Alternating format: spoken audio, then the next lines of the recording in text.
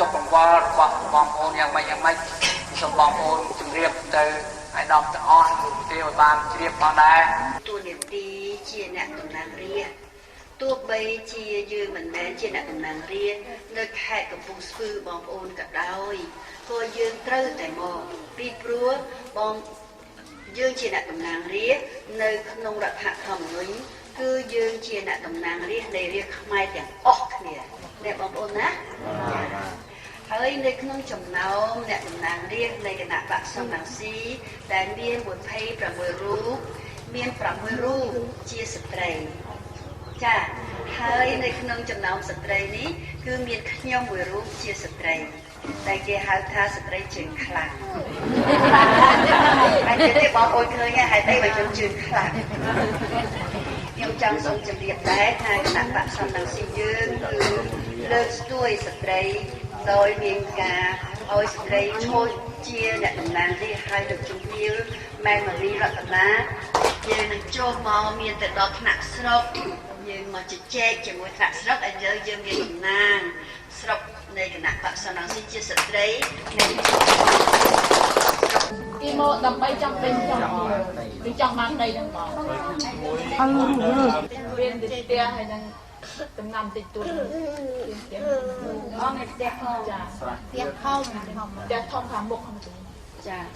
ប៉ុន្តែអ្វីដែលយើងមកដល់ពេលនេះតែយើងត្រូវធ្វើអីដើម្បីដោះស្រាយជូនបងប្អូនយើងបានធ្វើលិខិតមួយសុំដោះ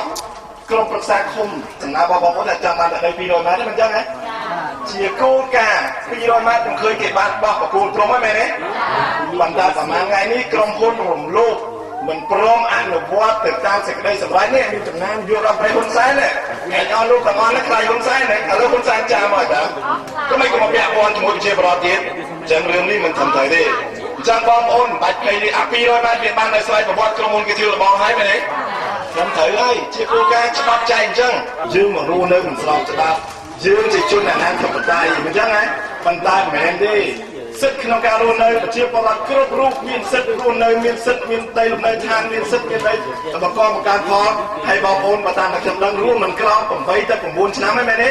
គុណសែននិយាយមកបាទនៅក្នុងនឹងណាក្រុមហ៊ុនឥឡូវនេះគេទុកឲ្យតែ8300ហត្រាទេណាហើយ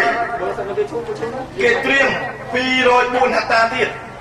សម្រាប់ធ្វើអីសម្បទានសង្គមកិច្ចដល់ប្រជាពលរដ្ឋនេះដែលtừng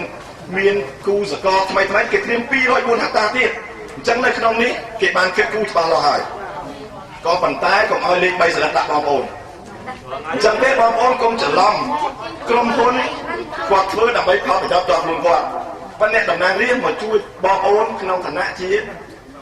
តំណាងរបស់បងប្អូនជាការអំពាវរបស់ខ្ញុំអំពាវនាវរបស់ខ្ញុំសូមឲ្យមានការសាមគ្គីផ្ទៃក្នុងបានច្បាស់លាស់បាទហើយមានការអីសូមឲ្យតាក់ទងមកក្រុមប្រឹក្សាស្រុកក្រុមប្រឹក្សាឃុំ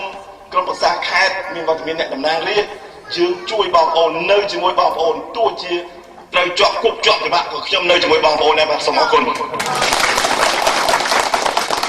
បោះឆ្នោតឲ្យគាត់ធ្វើជាម៉ែឪយើង